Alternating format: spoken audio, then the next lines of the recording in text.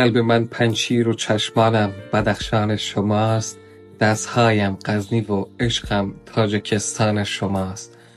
پرغرور و پرصلابت پور و سام و کوروشم. شوکت بلخم شکوهم فر ایران شماست. کاوه آهنگرم شأن و نشانم پارسیست. جان شیرینم فدای نام پروان شماست.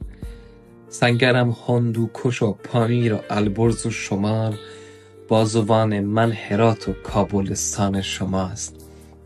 در نفسهایم نهفته نام تخار و خجل. هستی و بود و نبود من سمنگان شماست. در تن من خون ابو مسلم روان. آرزویم ساختن ملک نیاکان شماست. تاجکم آزاده ام من از تبار مولویم. عزم من این بار احیای